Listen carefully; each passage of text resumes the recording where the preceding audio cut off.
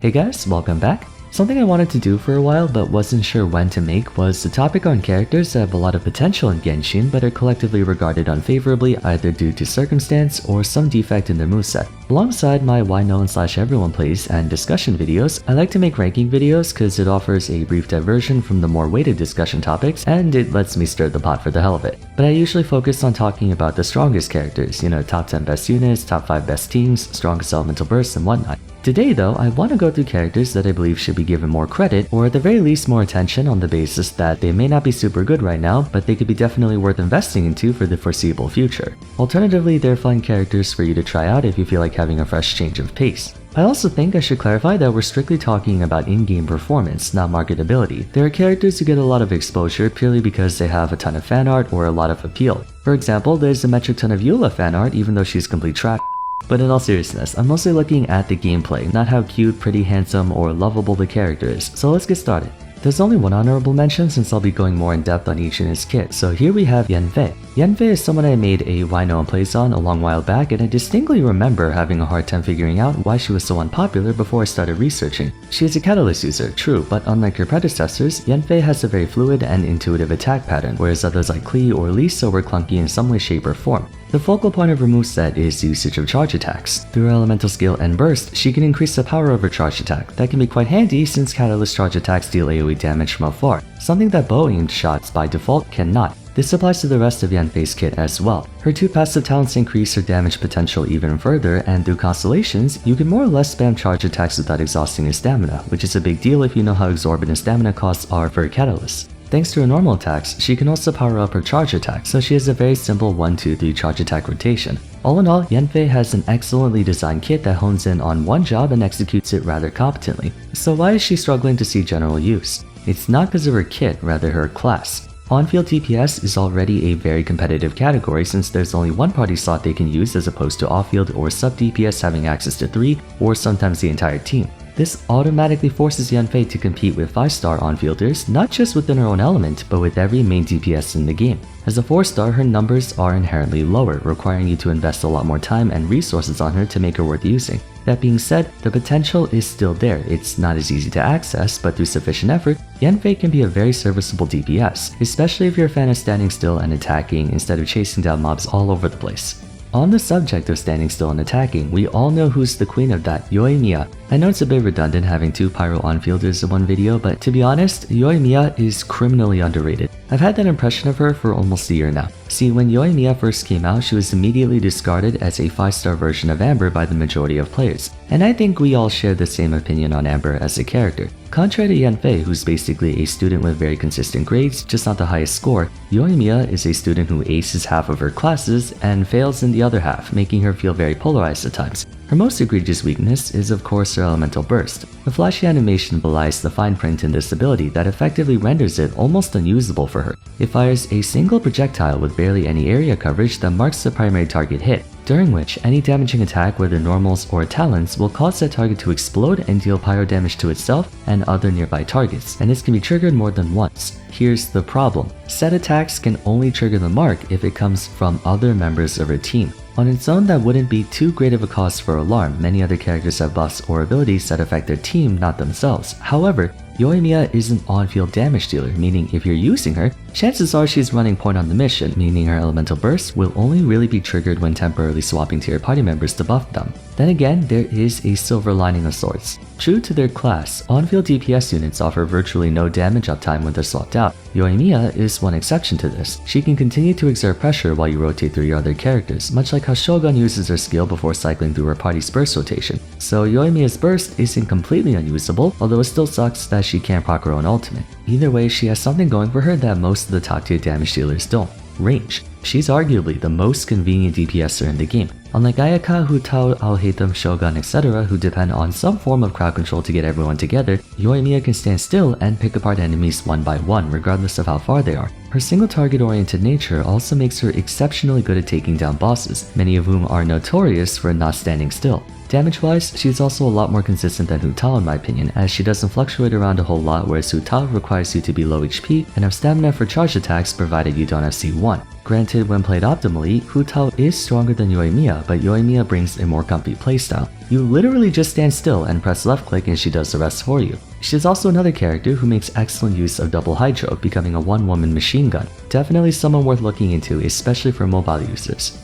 Shenhe is a character who, by all accounts, is incredibly valuable to have at your disposal, but only for very specific situations, making her a specialist. She has one focus: cryo support. Her abilities are capable of dramatically amplifying cryo damage that I'm almost certain if she was Pyro or Dendro she would be instant top tier. Her elemental burst increases all forms of cryo damage by a percentage of her current attack, and through one of her passive talents, she can increase all forms of damage for her team. Keyword all. This is something I think people misunderstand when it comes to Shenhe. Spirit Communion Seal doesn't specify cryo damage, it's all kinds of damage. It's just as even more effective in the context of cryo. With that said, she's still a cryo specialist, but damn she boosts you a ton. For cryo, she increases all damage by a flat portion of her attack, then by an extra 15%, and then another extra 15% from her other passive talent, then through her elemental burst, another 18% give or take from the cryo shred, and then another 15% crit damage from her second constellation if you have it. Just by doing her own thing, Shenhe buffs cryo damage by over 1.5 times, letting Ayaka or Ganyu rip through everything within sight. Much of why she's unpopular stems not from her but cryo as an element. Despite having two respectable damage dealers, cryo itself isn't known for its damage output, as reverse melt isn't as consistent as reverse vaporize, and cryo's main strength is chain freeze. Now to her credit, Shenhe's elemental burst helps out with chain freeze very well, but cryo as a whole isn't really a DPS element in the same way as Pyro, Electro, or Dendro. Shenhe's supportive capabilities are beyond insane. There aren't that many units who can increase elemental damage to that extreme without either being really conditional or inconsistent. But I found a Reddit post that summarized her quite well. She's the strongest character with the lowest pull value for most people. Like Pyro, cryo has been gradually losing market share to Electro, Dendro, and Hydrocentric comps, and while freeze teams are still more than viable, in the eyes of most players, due to how easy it is to access, it's not really a basket you want to throw too many eggs into. Kind of the same thing as Goro, where Shenhe is absolute steroids for her element, but that element isn't front page material at the current moment. But maybe in the future it might be. Speaking of criminally underrated, let's talk about our boy Kaeya. My god, this guy. I'm telling you right now, he has to be the most underrated character in the game. As part of the, I guess you can say, tutorial group, Kaeya, Lisa, and Amber are collectively viewed as not very good, but in his case, I think he has a lot of potential to be successful. It can mostly be a result of him being a jack of all trades, master of none, and in this game you're better off specializing in one trade so you can excel at it. His elemental skill is just a quick burst of cryo damage in front of him that heals him for every enemy hit, and if they're frozen by this attack it generates more energy for his team, while his ultimate summons 3 icicles that orbit the active character and deal periodic cryo damage, so it's like Xiangling's Pyronado that trades power and range for frequency. The damage isn't all that impressive, but it doesn't have to be. Freeze doesn't care how much damage the attack does, it only cares if it's cryo mixed with hydro or vice versa. The funny thing is, Glacial Waltz has an infinite uptime through Constellation 2, extending the base duration by up to an extra 15 seconds, exceeding the cooldown of the ability. And if you have Constellation 6, it becomes 25% cheaper to use in terms of energy cost and gains 1 extra icicle for even more consistent application. For all your cryo-related needs, Kaeya gets the job done rather well. The two major roadblocks that prevented him from being noticed were that 1, he's very dependent on constellations, especially C2, but players can't easily get constellations of Kaeya, Lisa, and Amber because they're standard banner or Paimon's bargain only. 2, he's a jack of all trades, like I said. He's good in every situation, but not great. Fortunately, he's been in 5 Paimon's bargains if you've been playing since day 1, so by now your Kaeya should be C5 or better. This could be an opportunity to dust him off and give him a try. One thing that Kaeya has over Shenhe is that he's a bit more flexible as a support for teams outside of Ayaka or Ganyu freeze. For example, he could be more worthwhile to use for melt comps thanks to a very melee-centric elemental burst that more importantly follows you around so you don't have to remain in one spot. He can also perform better against bosses where freeze doesn't matter either, not to mention being fully self-sustaining thanks to the healing from his passive. Oh, and one more thing, his utility passive is the coveted sprinting stamina reduction, so for all of you who don't have Yelan, Kaeya's your guy.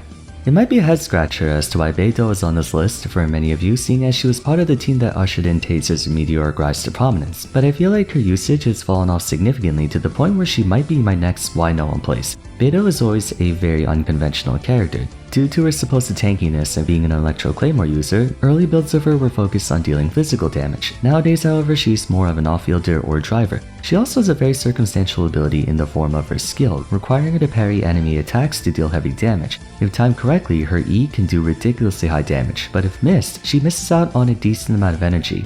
Where she managed to find gainful employment was through her burst, reducing damage taken and causing normal and charge attacks to chain lightning onto nearby enemies, jumping between opponents if possible. If Venti is the AoE god for Anemo, Beidou is the AoE goddess for Electro. Despite how stacked the roster is, there's no other Electro unit who comes close to how good Beidou can steamroll through large crowds of enemies. This became even more significant when Dendro came along, making her extremely effective in aggravate teams against clusters of enemies. Her usage in Taser remains consistent as well, but I think with all the attention given to Shogun ever since her debut, and Fischl dominating all Dendro-related comps, Beidou's market share has declined for no explicable reason. I will say, all relevant weaknesses that pertain to Venti pertain to her more or less. Beidou is exclusively reserved for wave clear, not a single target. Her damage against bosses is practically non-existent when it comes to her ultimate, as it requires a minimum of 2 enemies to chain lightning between them. However, timing parries against the boss are a lot easier, and the damage reduction can provide added protection that units like Miko and Fischl cannot. Beidou's damage mitigation climbs to almost 40%, and the added resistance to stagger protects you from tempo disruption. In the end, if you're looking for pure damage, there are better choices, but if you're looking for utility and clearing, I still think Beidou deserves a lot of credit. Even though I said earlier that Kaeya is probably the most underrated character objectively speaking, I consider Jean to be the most underrated character on a personal level. By the way, sorry for talking about her so much recently, what with her Why No One Plays episode followed by the Anemo video and now this. That was not intentional, I assure you. I just felt like it would be a huge mistake to not include her in this video. For those who didn't watch her Why No One Plays, I definitely suggest you do. Next to Beidou, Jean was popular during the first year of Genshin before Kazuha and the Bust Elemental Mastery were brought in. She was the only Anemo healer for a long time, and of the early game healers, she was by far the best, having equal parts damage and sustainability. And with her regeneration scaling off attack, players had her moonlight as a physical damage dealer by stacking as much attack as they could. In a way, Jean was the original battle healer prior to Kokomi. The main issue with her is that she doesn't capitalize on what makes Anemo so powerful whatsoever. While she can achieve Swirl, she doesn't have any ability with elemental absorption, making her unable to fit into teams like Taser or Freeze that well, which is why she fell off compared to Sucrose, Venti, and Kazuha. That being said, it doesn't diminish the qualities that she does have. She has incredible consistency as a healer and battery, while providing a decent array of supportive abilities like Anemo Shred, damage reduction, attack speed, and Anemo Cleanse. There are many dungeons and bosses that debuff you if you're affected by a specific element, and none of them are Anemo, making Jean a very strong defensive option. The Anemo Shred is sort of a niche thing, as Anemo is more of an enabling element than a carry one, but considering how Viridis and Venerer doesn't shred Anemo resistance, only one of the 4 elements they can swirl with, Jean can significantly augment her team's Anemo damage if you ever decide to run a Xiao, Wanderer, or even Venti carry. Now, I'm aware most of her good stuff is gated behind constellations, and being a 5-star, it's not reasonable to expect you to have them, but you honestly only need C2, and I'd assume most Day 1 players have gotten a couple Jeans from losing 50-50 at this point. Again, she's not the best support in the game, but there are a lot of use cases that incentivize playing her, and I think if we ever get a tier 0 Anemo DPS, then Jean will most certainly become a staple pick. If nothing else, she's a good healer for players who like to face tank enemy teams. So there you have it. Ultimately, the easier difficulty of Genshin compared to most gachas allows you to play virtually whoever you want. So even if other people tell you that X character is bad, doesn't mean you can't play them. Also, I'm aware that there were a lot of other characters I could have added like Rosaria, Layla, Hazel, Mona and such, so if you want to see a part 2 for this episode, then feel free to let me know in the comments. Aside from that, if you enjoyed the video, it would be awesome if you could leave a like and subscribe. Consider following me on Twitter at Vars, joining my Discord server, and if you still have time, why not check out my top 10 best characters video if you haven't yet. For now, thanks so much for watching, and I'll see you again soon in the next one. Take care.